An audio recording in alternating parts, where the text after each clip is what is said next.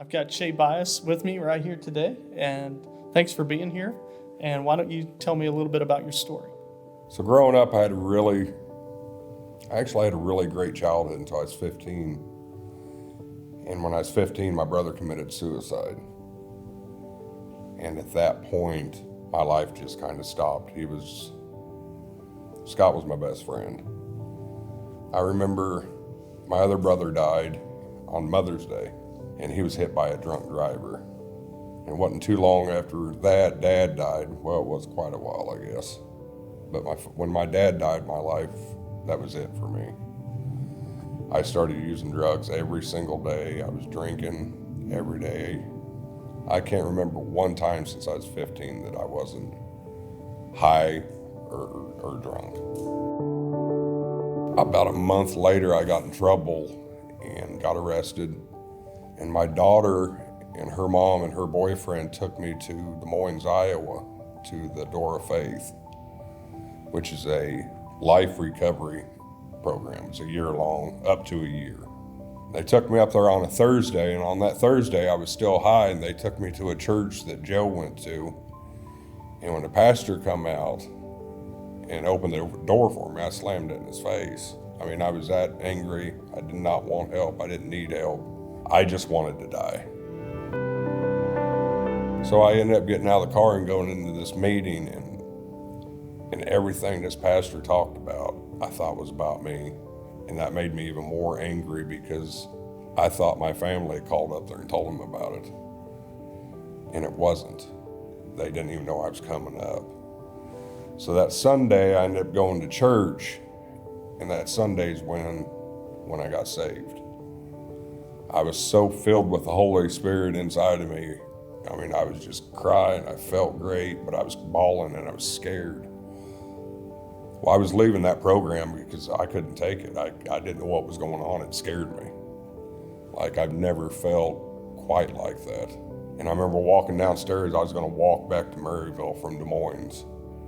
And Carlo came down and stopped me, and he said, "You know, you're all right." He said, "This is just Jesus inside of you." And I kind of looked at him. He said, "We're going to work on this."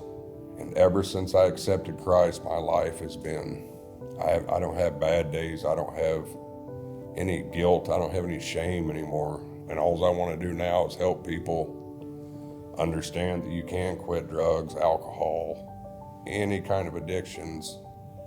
It's very simple to let go of with Christ.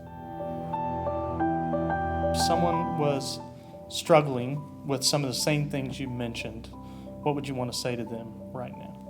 I would have them look up Hebrews 13:5, because that was the first thing I ever read. And that's when it said, "For he will never leave you nor forsake you." Because I believe God was always with me.